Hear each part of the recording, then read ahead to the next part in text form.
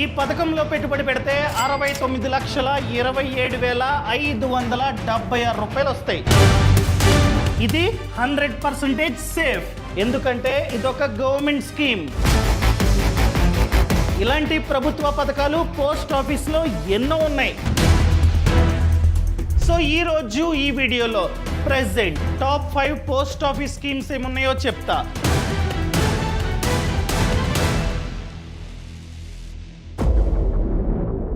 ఆ స్కీమ్స్ ఏమిటో మీకు అర్థం కావాలంటే ఈ వీడియోని లాస్ట్ వరకు చూడండి. అంతేకాకుండా ఇంతవరకు ఈ ఛానల్ని సబ్స్క్రైబ్ చేసుకోకపోతే ఇప్పుడే సబ్స్క్రైబ్ చేసుకోండి. నేను మీ కౌశిక్ మరిడి. ఫస్ట్ వన్ చూసుకున్నట్లయితే సుకన్య సమృద్ధి యోజన. ఈ ఖాతాని మనం పోస్ట్ ఆఫీస్ లేదా బ్యాంక్ వెళ్ళి ఓపెన్ చేసుకోవచ్చు. ఇది 100% సేఫ్ అనమాట, ఎందుకంటే ఇదొక ప్రభుత్వ పథకం. అండ్ ప్రెసెంట్ వడ్డీ చూసుకున్నట్లయితే 8.2% పెర్ యానం. వేరే పోస్ట్ ఆఫీస్ స్కీమ్స్తో కంపేర్ చేస్తే వడ్డీ అన్నది బాగానే ఉంది. అసలు ప్రభుత్వం ఈ స్కీమ్ని ఎందుకు తీసుకొచ్చిందంటే ఇండియాలో ఉన్న ఏ ఆడపిల్ల తల్లిదండ్రులు వాళ్ళ పాప పెళ్లి కోసం లేకపోతే చదువు కోసం ఆర్థికంగా ఇబ్బంది పడకూడదు అనే ఉద్దేశంతో ఈ స్కీమ్ని తీసుకొచ్చిందనమాట. సో ఈ స్కీము పాపకి మాత్రమే. మీ ఇంట్లో ఆడపిల్ల ఉంటే మీరు ఖచ్చితంగా పోస్ట్ ఆఫీస్కి వెళ్ళి లేదా బ్యాంక్ వెళ్ళి ఈ ఖాతాని ఓపెన్ చేసుకుంటే మంచిది. ఒకవేళ బాబు ఉంటే ఈ ఖాతాని మీరైతే ఓపెన్ చేయలేరు. అర్థమైందండి? అండ్ పాప ఏజ్ అన్నది ఖచ్చితంగా 10 కంటే తక్కువ ఉండాలి. పాప ఏజ్ 10 ఇయర్స్ కంటే తక్కువ ఉంటే మాత్రమే ఈ ఖాతాని మీరైతే ఓపెన్ చేయగలరు. ఫర్ ఎగ్జాంపుల్ పాప ఏజ్ 12 ఓపెన్ చేయలేరు, 13 ఓపెన్ చేయలేరు. అదే 9 ఎస్ ఓపెన్ చేసుకోవచ్చు. 1 జస్ట్ మొన్నే బర్త్డే అయింది ఓపెన్ చేసుకోవచ్చు. లేకపోతే 5 మంత్స్ అండి అంతే ఓపెన్ చేసుకోవచ్చు. అర్థమైందండి? 10 దాటితే మీరైతే ఓపెన్ చేయలేరు. ఒక ఇంట్లో 2 ఆడపిల్లల పేరు మీద మాత్రమే ఈ ఖాతాని ఓపెన్ చేయగలం. 3వ కానుపులో కూడా ఆడపిల్ల పుట్టింది ఓపెన్ చేయలేం. ఒక ఫ్యామిలీ అంటే తల్లి తండ్రి 2 ఆడపిల్లలు ఎస్ ఓపెన్ చేసుకోవచ్చు. అదే 3వ కానుపులో అమ్మాయి పుడితే ఓపెన్ చేయలేం. ఫర్ ఎగ్జాంపుల్ 2వ కానుపులో కవల పిల్లలు పుట్టారు, కవల పిల్లలు 2 ఆడపిల్లలే. అలాంటి సందర్భంలో మాత్రమే 3వ ఖాతాని ఒక ఫ్యామిలీలో ఓపెన్ చేయగలం. అర్థమైందండి? ఇక్కడ మినిమం పెట్టుబడి చూసుకున్నట్లయితే సంవత్సరానికి 250 రూపాయలు మాత్రమే మినిమం. అంత డిపాజిట్ చేసినా కూడా సంవత్సరానికి ఒకసారి ఈ ఖాతా రన్ అవుతూ ఉంటుంది. మ్యాక్స్ వచ్చేసి ఎంతవరకు పెట్టుబడి పెట్టుకోవచ్చు అంటే 1,50,000. అర్థమైందండి? ఎన్నిసార్లు కావాలంటే అన్నిసార్లు మీరైతే డిపాజిట్ చేసుకుంటూ ఉండొచ్చు. ఫర్ ఎగ్జాంపుల్ ఈ ఖాతాని ఓపెన్ చేసిన తర్వాత ఒక అకౌంట్ నంబర్ మీకైతే వస్తుంది. నార్మల్ బ్యాంక్ అకౌంట్ నంబర్ ఎలా ఉంటుందో దీనికి కూడా ఒక అకౌంట్ నంబర్ ఉంటుందన్నమాట, సుకన్య సమృద్ధి యోజన నంబర్.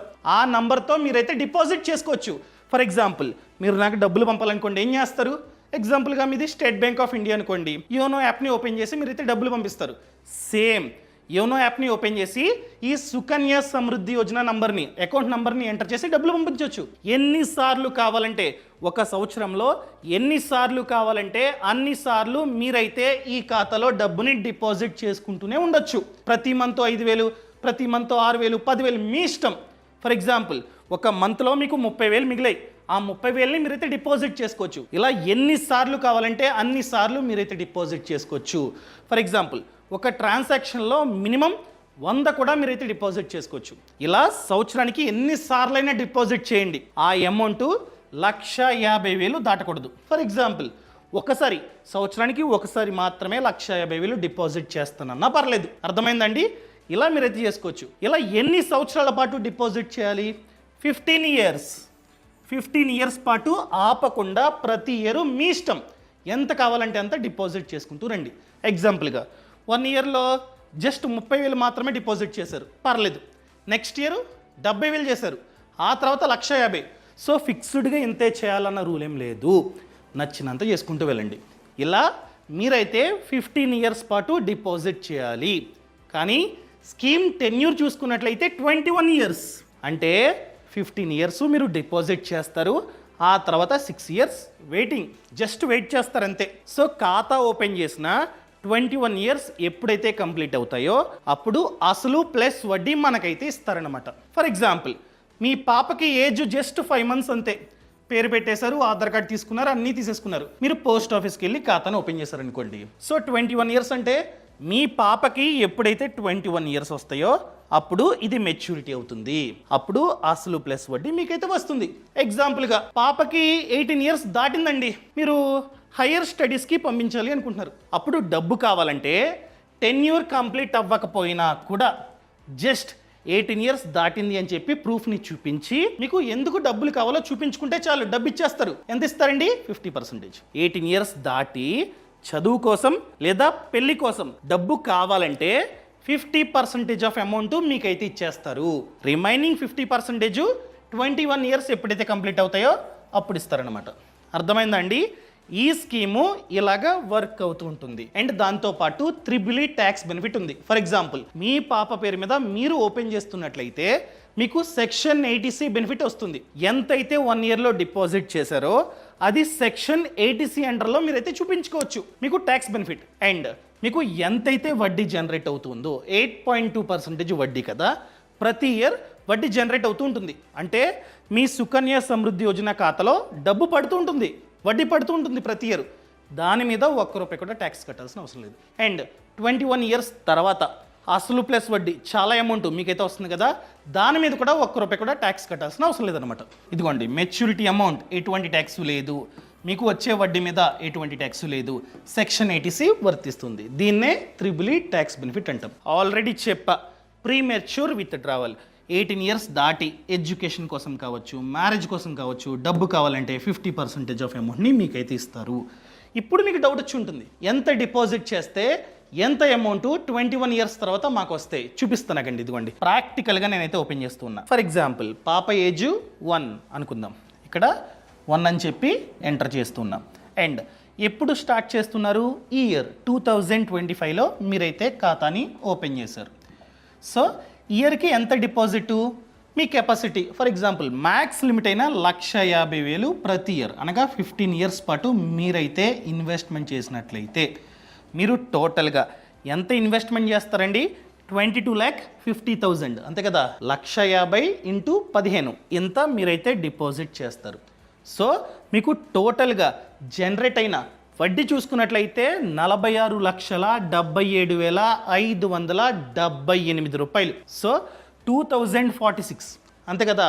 మీరు 2025లో ఈ ఖాతాని ఓపెన్ చేశారు.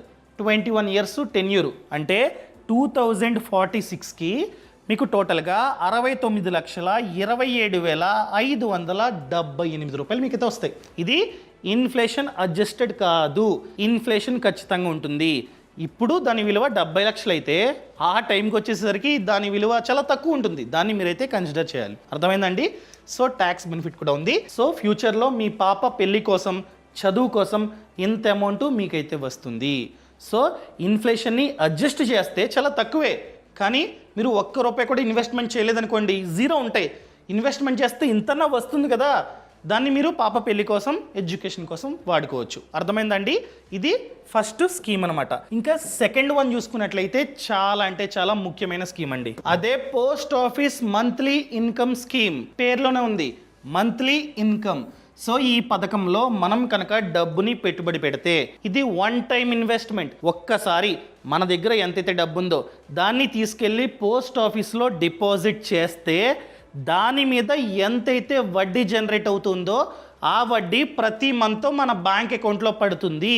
5 ఇయర్స్ తర్వాత ఎంతైతే డబ్బుని డిపాజిట్ చేసామో దాన్ని చెక్కు చెదరకుండా మనకైతే ఇచ్చేస్తారనమాట. అర్థమైందా?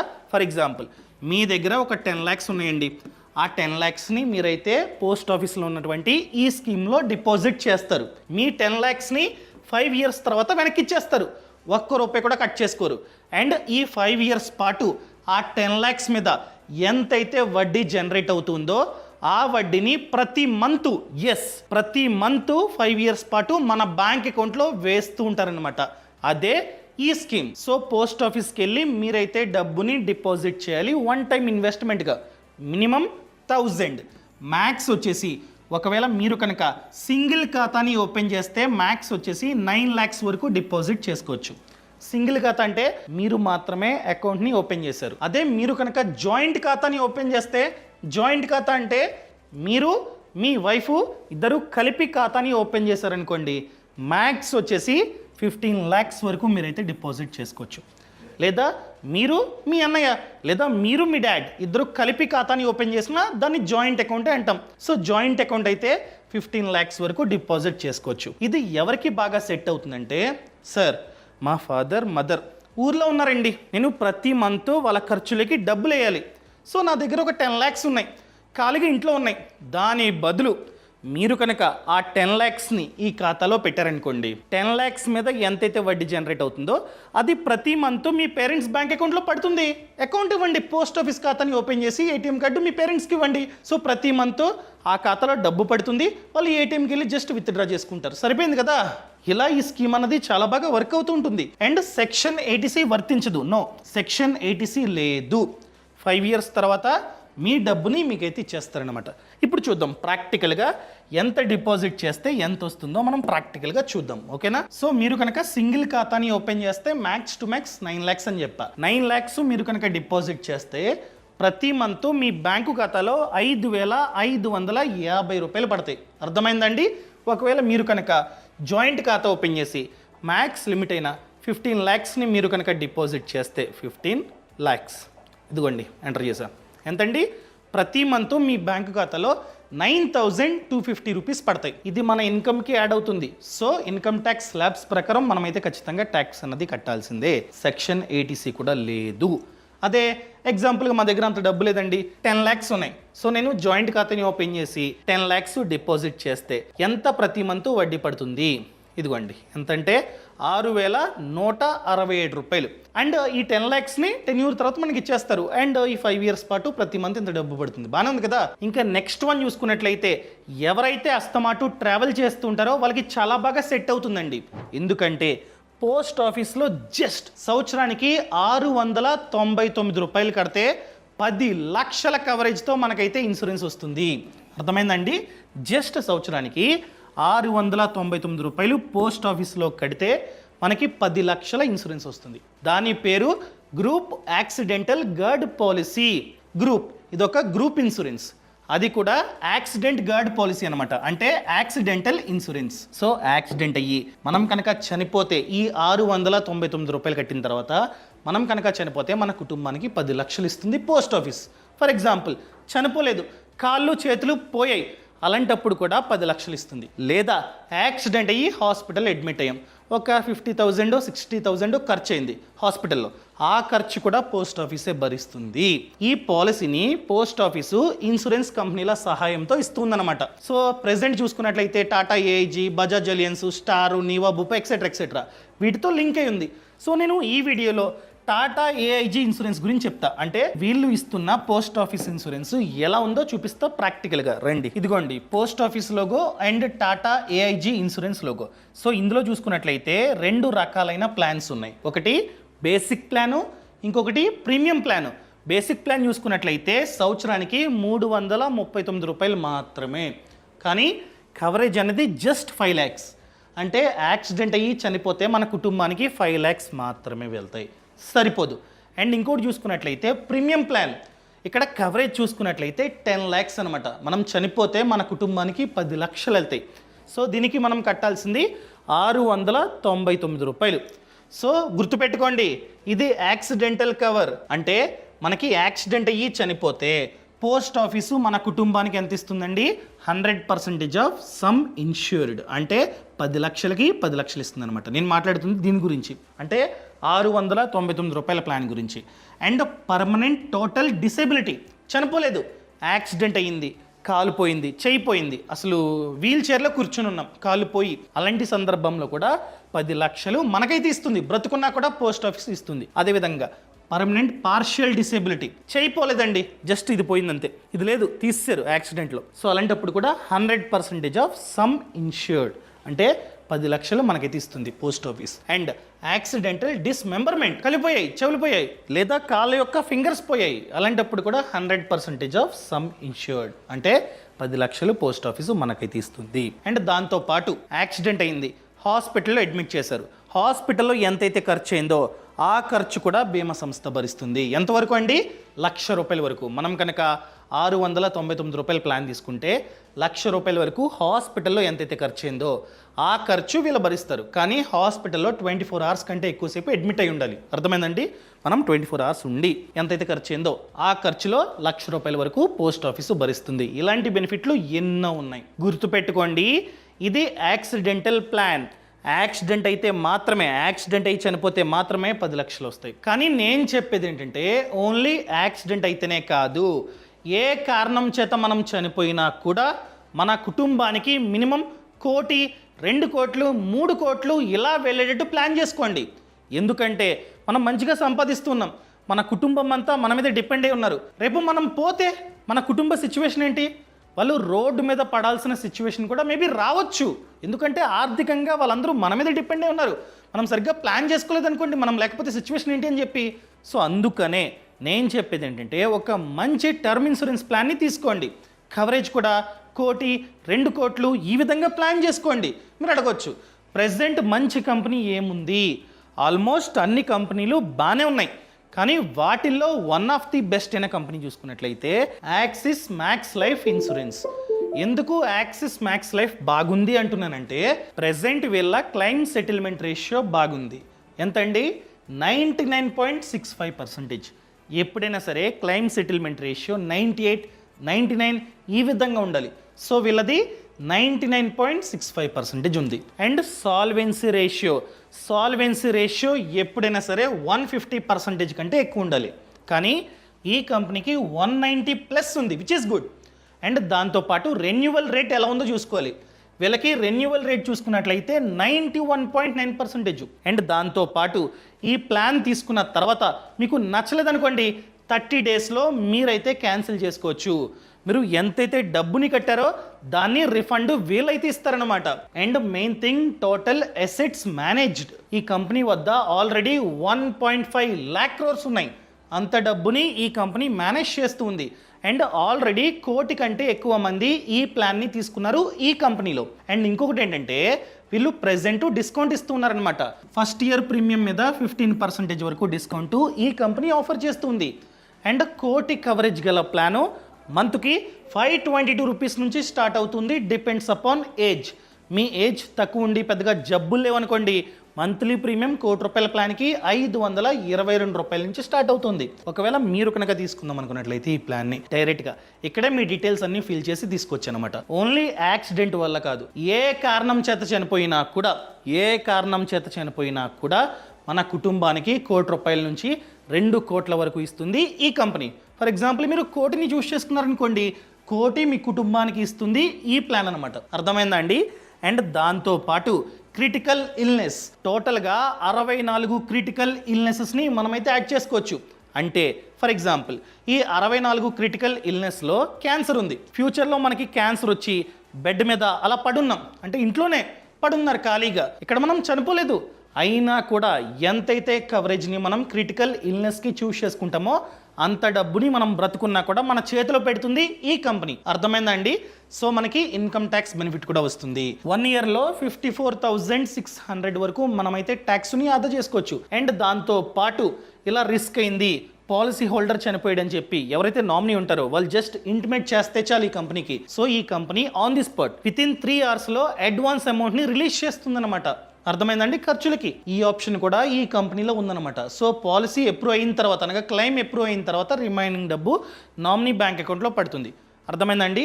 మీరు కనుక తీసుకుందాం అనుకున్నట్లయితే టర్మ్ ప్లాన్ని లింక్ కింద డిస్క్రిప్షన్లోని పక్కన కామెంట్స్లోని ఇచ్చే, మీరు కామెంట్స్లో ఇచ్చేసినా కూడా లింక్ ఉంటుంది. క్లిక్ చేసి మీ సమాచారం అంతా ఎంటర్ చేసి డైరెక్ట్గా తీసుకోవచ్చు. నన్ను అడిగినట్లయితే ఫస్ట్ మీ డీటెయిల్స్ అన్ని ఇచ్చి చూడండి ఎంత చూపిస్తుందో. సో నచ్చితే తీసుకోండి, ఎంత చదవండి, నచ్చితే తీసుకోండి, లేకపోతే మీ ఇష్టం. అర్థమైందండి? ఇంకా మనం డైరెక్ట్గా టాపిక్లోకి వెళ్ళిపోదాం. నెక్స్ట్ పాయింట్ చూసుకున్నట్లయితే, అండ్ గుర్తుపెట్టుకోండి, ఇందాక మనం మాట్లాడుకుంది యాక్సిడెంటల్ ఇన్సూరెన్స్. యాక్సిడెంటల్ ఇన్సూరెన్స్లో ఓన్లీ యాక్సిడెంట్ అయితే మాత్రమే కవరేజ్ అనేది కుటుంబానికి వెళ్తుంది. కానీ ఈ టర్మ్ ప్లాన్లో ఏ కారణం చేత చనిపోయినా కూడా కుటుంబానికి ప్రీమియం అన్నది వెళ్తుంది. దాన్ని మీరైతే గుర్తుపెట్టుకోండి. నెక్స్ట్ వన్ చూసుకున్నట్లయితే సీనియర్ సిటిజన్ సేవింగ్ స్కీమ్. ఈ ఖాతా ఎవరు ఓపెన్ చేసుకోవచ్చు అంటే ఎవరి ఏజ్ అయితే 60 కంటే ఎక్కువ ఉందో వాళ్ళు మాత్రమే ఈ ఖాతాని ఓపెన్ చేసుకోవచ్చు. ఒకవేళ మీరు వాలంటరీ రిటైర్మెంట్ తీసుకున్నారు, ఇదిగోండి VRS తీసుకున్నారు, అలాంటప్పుడు మీ ఏజ్ 55+ ఉన్నా కూడా ఈ ఖాతాలో మీరైతే ఓపెన్ చేసుకోవచ్చు. మీరు విఆర్ఎస్ తీసుకోలేదనుకోండి 60 ఏజ్ తర్వాత మాత్రమే ఈ ఖాతాని ఓపెన్ చేసుకోవాలి. సో చాలా సందర్భాల్లో రిటైర్మెంట్ తర్వాత చాలా డబ్బు వస్తుంది, రిటైర్మెంట్ ఫండ్. సో ఆ డబ్బుని మీరు కావాలంటే ఈ ఖాతాలో డిపాజిట్ చేసుకోవచ్చు. ఎంతైతే డబ్బుని డిపాజిట్ చేశారో 5 ఇయర్స్ తర్వాత మనకి ఇచ్చేస్తారు. ఫర్ ఎగ్జాంపుల్ మీరు 30 lakhs డిపాజిట్ చేశారనుకోండి, ఆ 30 lakhsని 5 ఇయర్స్ తర్వాత మనకైతే ఇచ్చేస్తారు. ఈ 5 ఇయర్స్ పాటు మన డబ్బు మీద ఎంతైతే వడ్డీ జనరేట్ అవుతుందో ఆ వడ్డీ ప్రతి క్వార్టర్ అంటే ప్రతి 3 monthsకి ఒకసారి మన బ్యాంక్ అకౌంట్లో పడుతుంది. అర్థమైందండి? ఇక్కడ వడ్డీ చూసుకున్నట్లయితే ఈ ఖాతాలో 8.2%.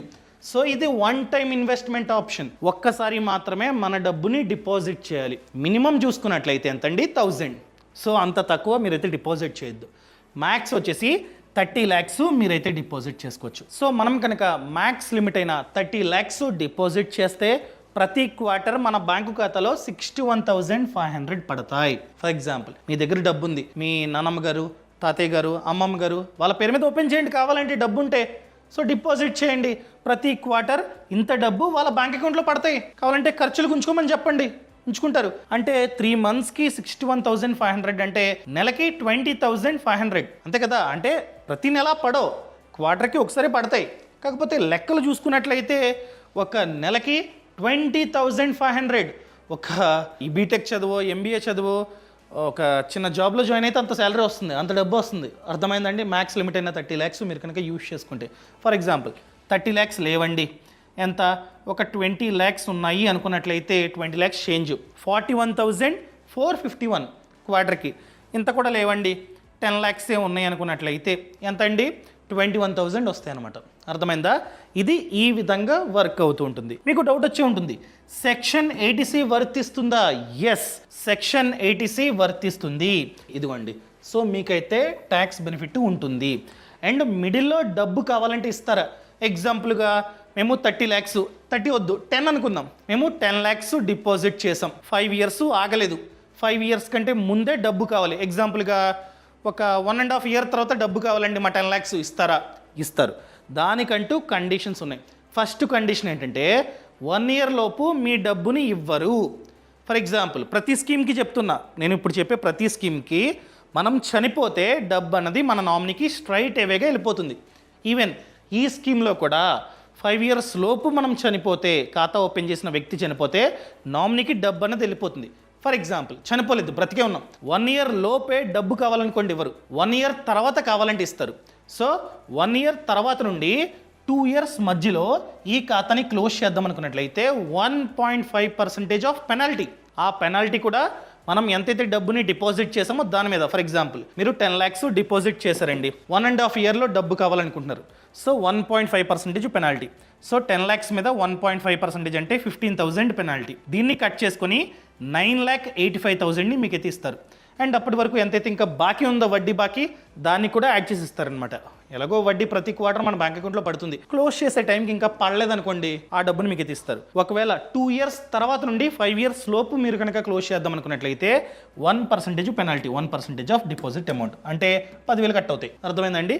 రిమైనింగ్ 9,90,000 మీకైతే ఇస్తారు. ఇలా ఈ స్కీమ్ అన్నది వర్క్ అవుతూ ఉంటుంది. ఇంకా లాస్ట్ వన్ చూసుకున్నట్లయితే పీపీఎఫ్ అనగా పబ్లిక్ ప్రావిడెంట్ ఫండ్. ఇది లాంగ్ టర్మ్ ఇన్వెస్ట్మెంట్ ఆప్షన్. ఎందుకంటే ఇక్కడ టెన్యూర్ అన్నది 15 years అనమాట.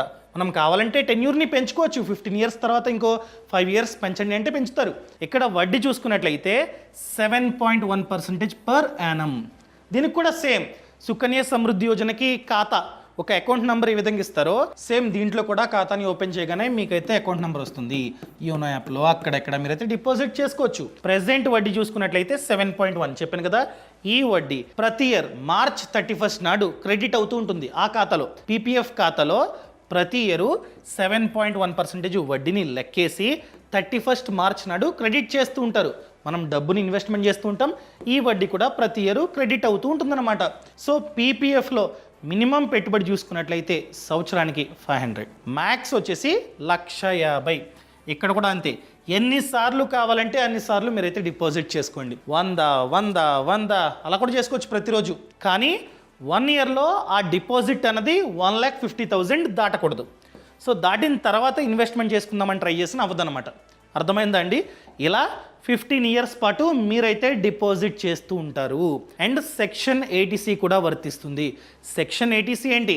త్రిబుల్ ట్యాక్స్ బెనిఫిట్ ఉంది. అంటే సెక్షన్ 80C వర్తిస్తుంది. అండ్ మనకి ఎంతైతే వడ్డీ జనరేట్ అవుతుందో ప్రతి ఇయర్ దాని మీద ట్యాక్స్ లేదు. అండ్ 10 ఇయర్ తర్వాత 15 ఇయర్స్ తర్వాత అసలు ప్లస్ వడ్డీ మనకి ఇస్తారు కదా, దాని మీద కూడా ₹1 కూడా ట్యాక్స్ కట్టాల్సిన అవసరం లేదు. అర్థమైందండి? ఆల్రెడీ చెప్పా, ఇది long term investment option. 15 years tenure ఉంటుంది. ఈ మధ్యలో మనకి డబ్బు కావాలంటే ఎలా? 2 ఆప్షన్లు ఉన్నాయి. ఒకటి లోన్ తీసుకోవచ్చు, రెండోది మిడిల్లోనే డబ్బుని విత్డ్రా చేసుకోవచ్చు. సో లోన్ ఆప్షన్ చూసుకున్నట్లయితే ఖాతా ఓపెన్ చేసిన 3rd ఇయర్ నుండి 6th ఇయర్ మధ్యలో మాత్రమే ఉంటుంది. ఫర్ ఎగ్జాంపుల్ 4 ఇయర్స్ కంప్లీట్ అయింది, అకౌంట్లో డబ్బు ఉంది, పీపీఎఫ్ ఖాతాలో డబ్బు ఉంది, అసలు ప్లస్ వడ్డీ అంత కలిపి ఉంది. ప్రతి ఇయర్ 31st మార్చ్ నాడు పడుతుంది వడ్డీ కూడా. సో అసలు ప్లస్ వడ్డీ ఎంతైతే ఉందో దాంట్లో 25% ఆఫ్ అమౌంట్ని మీరైతే లోన్ రూపంలో తీసుకోవచ్చు. ఈ లోన్ ఫ్రీయా? లేదండి, ఫ్రీ అయితే అస్సలు కాదు, వడ్డీ ఉంటుంది. ఎంత? వాళ్ళు ఎంతైతే వడ్డీ ఆఫర్ చేస్తున్నారో ప్రెజెంట్ ప్లస్ 1%. ఇదిగోండి 7.1% ప్లస్ 1%, టోటల్గా 8.1% వడ్డీ అనమాట. అర్థమైందండి? ఇలా ఇదైతే వర్క్ అవుతుంది. మాకు లోన్ వద్దు, డబ్బే కావాలి అంటారా? సో ఇస్తారు, మీ డబ్బును మీకు ఇస్తారు ఖచ్చితంగా. కాకపోతే 7th ఇయర్ తర్వాత నుండి మాత్రమే మీరు విత్డ్రా చేసుకోగలరు. 7th ఇయర్ తర్వాత అది కూడా ఎంతైతే పీపీఎఫ్ ఖాతాలో డబ్బు ఉందో దాంట్లో 50% వరకు మీకైతే ఇస్తారు. By any chance policy holder చనిపోతే నామినీకి అప్పటి వరకు ఎంతైతే అసలు ప్లస్ వడ్డీ ఉందో అదంతా ఇచ్చేస్తారు. లేదా మిడిల్లో హెల్త్ ప్రాబ్లం అయింది, అలాంటప్పుడు కూడా అడిగితే, మీరు పోస్ట్ ఆఫీస్కి వెళ్ళి అడిగితే ఖచ్చితంగా ఇచ్చేస్తారనమాట డబ్బు. హెల్త్ ప్రాబ్లం అని చెప్పి ప్రూవ్ చేసుకోవాలి. లేదా పెళ్లి చేసుకుంటున్నా, డబ్బు కావాలి, ఎలాగైనా కావాలి, నా డబ్బు నాకు ఇష్టం అన్నారనుకోండి, ఆ కారణం చేత కూడా మీకు ఇది ఇస్తారనమాట. లేదా మా పాపని హయ్యర్ స్టడీస్ చేయించాలి, ప్రూఫ్ ఇదిగో, స్కూల్ ఫీజు లేదా కాలేజ్ ఫీజు ఇదిగో, స్ట్రక్చరు, డబ్బు లేవు అని చెప్పినా కూడా ఇస్తారనమాట. అంటే 7 ఇయర్స్ వరకు వెయిట్ చేయాల్సిన అవసరం లేదు. అర్థమైందండి? ఇలా ఈ స్కీమ్స్ అనేవి వర్క్ అవుతూ ఉంటాయి. ఒకవేళ మీరు కనుక టర్మ్ ఇన్సూరెన్స్ తీసుకుందాం అనుకున్నట్లయితే లింక్ కింద డిస్క్రిప్షన్లోని పక్కన కామెంట్స్లోని ఉంది, ఒకసారి చెక్ చేసుకోండి. సో ఇంతవరకు ఈ ఛానల్ని సబ్స్క్రైబ్ చేసుకోకపోతే సబ్స్క్రైబ్ చేసుకోండి. అండ్ మరిన్ని స్కీమ్స్ ఉన్నాయి పోస్ట్ ఆఫీస్లోనే, ఆ స్కీమ్స్ గురించి కూడా వీడియో కావాలంటే దయచేసి కామెంట్లో అడగండి. ఖచ్చితంగా నేనైతే రెస్పాండ్ అయ్యి ఖచ్చితంగా వీడియో చేస్తాను. Thank you so much. Thanks for watching. జై Hind. Boss Wala. Be the boss.